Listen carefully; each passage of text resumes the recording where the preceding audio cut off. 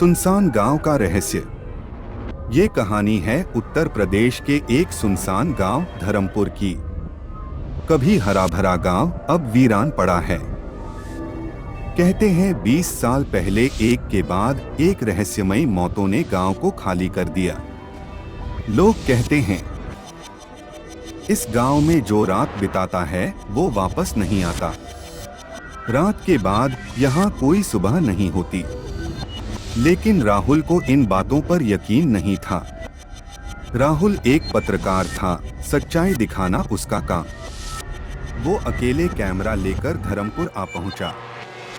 गांव के सुनसान गेट पर खड़े होकर उसने चारों तरफ देखा, जैसे कोई उसे दूर से देख रहा हो। लेकिन राहुल मुस्कुराकर आगे बढ़ गया। गांव में कदम रखते ही उसे अजीब सी खामोशी ने घेर लिया। राहुल ने अपना कैमरा ऑन किया। चारों तरफ झाड़ियों से सड़ने गलने की गंध आ रही थी। कुएं के पास से जैसे कोई खुसर-पुसर करता दिखा। राहुल ने कैमरा उस ओर घुमाया, लेकिन वहां कुछ नहीं था। बस एक टूटी बाल्टी और सूखी मिट्टी की गंध। गांव के बीचों बीच थी वो पुरानी हवेली जहां से ये सारी कहानियां शुरू हुई थीं। राहुल ने जंग लगे दरवाजे को धक्का दिया।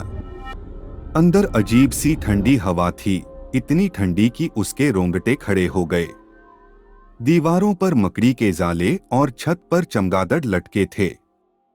फर्श पर पुराने खून के धब्बे जैसे निशान थे, जो अब भी सूखने का नाम नहीं ले रहे थे।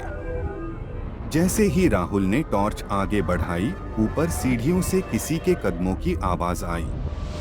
वो धीरे धीरे सीढ़ियां चढ़ा। सीढ़ियों के कोने में सफेद साड़ी पहने एक बूढ़ी औरत बैठी थी। उसके बाल बिखरे हुए थे और चेहरा छुपा हुआ। राहुल ने धीरे से कहा, कौन हैं आप?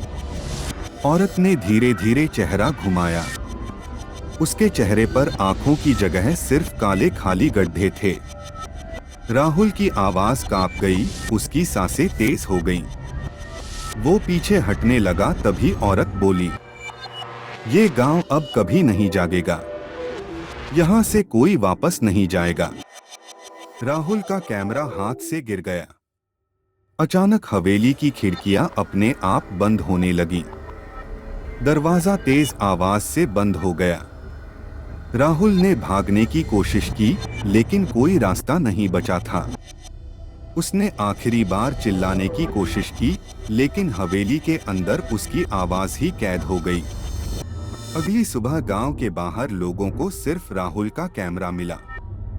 कैमरे में आखिरी रिकॉर्डिंग में राहुल के पीछे वही सफेद साड़ी वाली बूढ़ी औरत खड़ी थी। उसके चेहरे पर वही काले गड्ढे और खाली मुस्कान।